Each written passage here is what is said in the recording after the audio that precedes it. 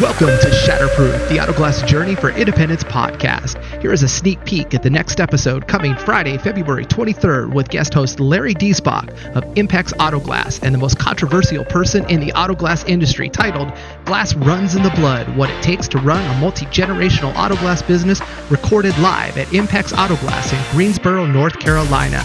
The sneak peek episode is brought to you by Texas Glass and Tools. They offer a wide range of carefully curated automotive glass tools such as the ProSet WRD Orange Bat, launch recalibration tools, and a whole lot more.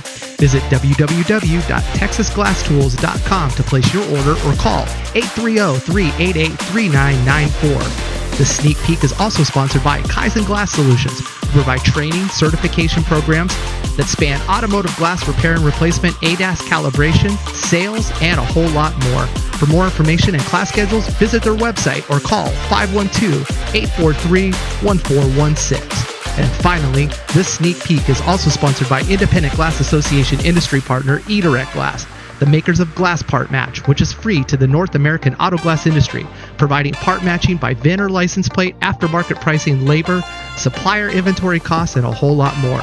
For your free account, visit www.iga.org/GPM.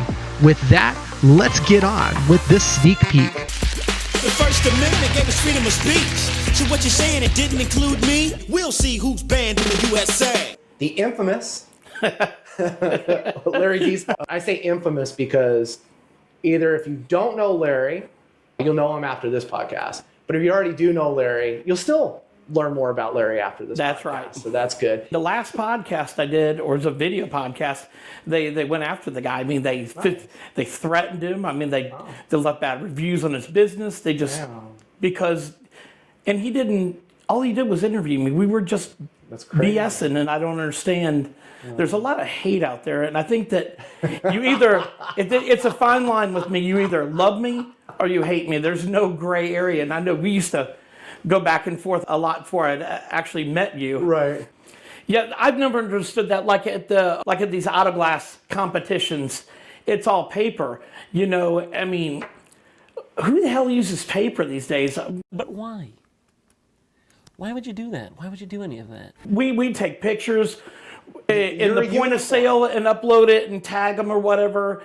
And I don't get the manual paper. I mean, plus it slows everything down. And you can write down any damn thing you want. But if you got a picture of it, a picture's worth 1,000 words. Oh, absolutely. Yeah. But and that still doesn't even matter. You can have a picture and people still won't believe you. Well, and it's, you know, so you can have eDirect, Omega, glass filler, but if you got a lazy tech or you're just an owner operator and you don't see the need to do any of that, you don't do it. And so here the rest of the industry striving to like take pictures, because it's a cover your ass deal. I mean, we were just talking about the bullet ridden car yesterday. Oh, yeah. I was there, and it's kind of funny because they were joking like, well, why do I need to mark it down? It's obvious we didn't shoot the car. I'm like, oh no, you don't understand. You got to mark everything down because the owner will come back and go, I brought my car in, it didn't have bullet holes. I've had situations where one of my father's friends wanted a job. He's going to go through SafeLight. I said, okay, here's exactly the process you follow. And then it's like, well, where the hell's Clay? And the guy goes, oh yeah, they told me I had to use SafeLight, approve this, that. So I called Dave and I said, I want to hear this phone call. This is bullshit. And I'm going to tell you right now, I heard the phone call and the guy never mentioned me, ever never mentioned me. Didn't say shit. Hey, this is blah, blah, blah. SafeLight. You got a shop? Yeah, whoever. Yeah. And I went to all this trouble to harass them to get the phone call.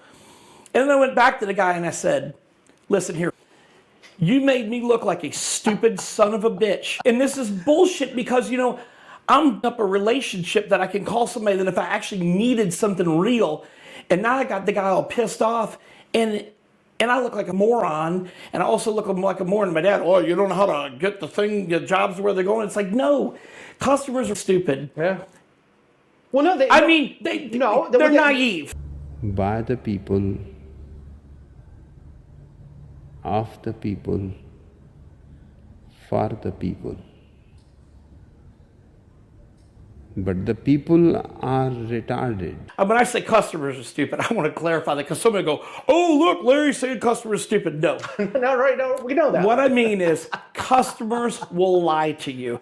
My dad's friend lied to me. Other people lie to me. So if you want to not get steered, if you don't want to think that okay, you already have a negative opinion of Safelite, right? Like let's say people that hate Trump. They already have a negative opinion of them. If somebody said that they did something, they already have it in their head. Well, yeah, so judgment bias. if you want to make sure that your customer is not full of shit, you control the scenario. You do a 3-way call. But Larry, I don't have time to do a 3-way call. Well, then you don't need the business.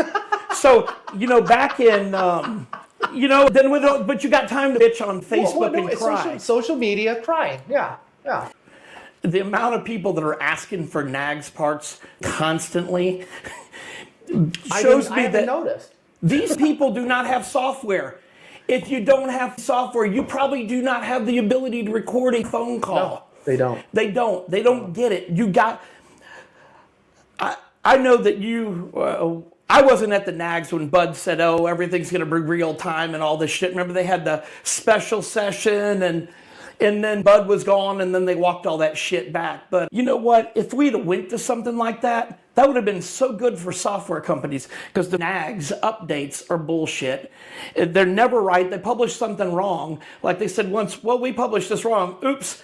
Oh, we made it up for you the next update. No, you didn't, because I'm not doing that same fucking job. It doesn't matter. You never made it up to me. Well, and so Dave Leach's interview, he brought up a good point that most of the industry has gone to supplier cost plus.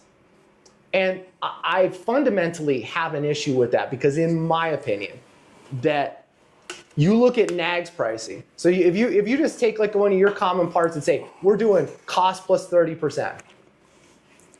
And you look at that price, and let's just say it's $125. But you look at nags minus 50%, and it's $4.25. Which is the better model for you to go with? Exactly. And sadly, a lot of shops aren't looking at that, and that's why I even if nags went real time, it's their editorial that needs to catch up. Oh, you're damn right. Like Chrysler Voyager, it's not in there. It's not in there again. So, like, with the point of sale I use, it's not mapped. I'm sure with yours, it's not mapped either. Maybe on your glass part match, you can map it on the backside. And that's what people don't understand. This is all software companies.